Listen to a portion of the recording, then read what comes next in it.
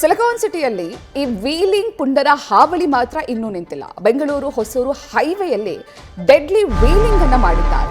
RX Yamaha ಬೈಕ್ನಲ್ಲಿ ಪುಂಡರು wheeling ಅನ್ನ ಮಾಡಿದ್ದಾರೆ.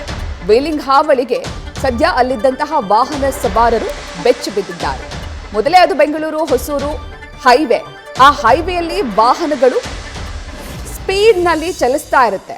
ಆದರೂ ಕೂಡ ಯಾವುದನ್ನೂ ಲೆಕ್ಕಿಸದೆ ಪುಂಡರು ಹೈವೇಯಲ್ಲಿ ವೀಲಿಂಗ್ ಮಾಡಿದ್ದಾರೆ. ನೀವು ದೃಶ್ಯದಲ್ಲಿ ಗಮನಿಸ್ತಾ ಇದ್ದೀರಾ, ಹಾಡ ಹಗಲೇ ಪೊಲೀಸರ ಭಯವೂ ಇಲ್ಲದೆ ರಾಜಾರೋಷವಾಗಿ ಪುಂಡನೋರ್ವ ವೀಲಿಂಗ್ ಮಾಡಿದ್ದಾನೆ. ಬೆಂಗಳೂರು ಹೊಸೂರು ಹೈವೇ ಇದು. ಹೈವೇಯಲ್ಲಿ ಬೇರೆ ವಾಹನಗಳು ಕೂಡ ಚಲಿಸುತ್ತಿದ್ದಾವೆ. ಆದರೂ ಕೂಡ ಆ ವಾಹನಗಳ ಮಧ್ಯದಲ್ಲಿ ಈತ ವೀಲಿಂಗ್ ಅನ್ನ ಮಾಡಿದ್ದಾನೆ. ಇನ್ನು ಹಲವು ಬಾರಿ ಈ ವೀಲಿಂಗ್ ಹುಚ್ಚಾಟಕ್ಕೆ ಹಲವು ಜನ ತಮ್ಮ ಪ್ರಾಣವನ್ನೇ ಕಳೆದುಕೊಂಡಿದ್ದಾರೆ. ಬೆಂಗಳೂರಿನಲ್ಲಿ ಪದೇ ಪದೇ ಈ ರೀತಿ ವೀಲಿಂಗ್ ಆಗ್ತಾ ಇದ್ರು ಕೂಡ ಪೊಲೀಸರು ಏನ್ ಮಾಡ್ತಿದ್ದಾರೆ? ಹಾಡ ಹಗಲೆಲ್ಲ ಇಷ್ಟು ರಾಜಾರೋಷವಾಗಿ ಯುವಕ ವೀಲಿಂಗ್ ಮಾಡ್ತಿದ್ದಾನೆ ಅಂದ್ರೆ ಈತನಿಗೆ ಪೊಲೀಸರ ಭಯವೇ ಇಲ್ಲದಂತ ಆಗ್ಬಿಟ್ಟಿದೆ.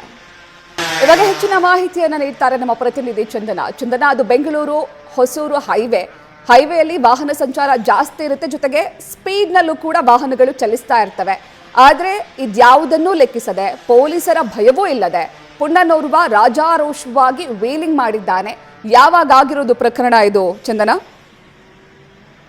ಪ್ರತೀಕ್ಷಾ, ಇದು ನಿನ್ನೆ ನಡೆದಿರುವಂತಹ ಘಟನೆ ಅನ್ನುವಂತ ಮಾಹಿತಿ ಬರ್ತಾ ಇರುವಂತದ್ದು. ಅಂದ್ರೆ ಆತನಿಗೆ ಪೊಲೀಸರ ಭಯವೂ ಇಲ್ಲ. ಆತ ಏಕಾಏಕಿ ಬೆಂಗಳೂರು ಹೊಸೂರು ಹೈವೇಯಲ್ಲಿ ಡೆಡ್ಲಿ ವೀಲಿಂಗ್ ಅನ್ನ ಮಾಡಿರುವಂತದ್ದು. ಆ ವೀಲಿಂಗ್ ರಭಸಕ್ಕೆ ಎಷ್ಟು ಸ್ಪೀಡ್ ಆಗಿ ಬರ್ತಾನೆ ಅಂತಂದ್ರೆ 100+ ಸ್ಪೀಡ್ ಅಲ್ಲಿ ಆತ ವೀಲಿಂಗ್ ಮಾಡುವಂತದ್ದು. ಅದನ್ನ ನೋಡಿದ ಇತರ ಸವಾರರು ಒಂದ್ ರೀತಿ ಶಾಕ್ಗೆ ಒಳಗಾಗಿರುವಂತದ್ದು. ಈ ರೀತಿ ಅದು ಹೈವೇಲಿ ಈ ರೀತಿ ಮಾಡಿದ್ರೆ ಆಕ್ಸಿಡೆಂಟ್ ಆಗದೆ ಮತ್ತೇನಾಗತ್ತೆ? ಈ ಬಗ್ಗೆ ಪೊಲೀಸರು ಕ್ರಮ ತೆಗೆದುಕೊಳ್ಳಲೇಬೇಕು.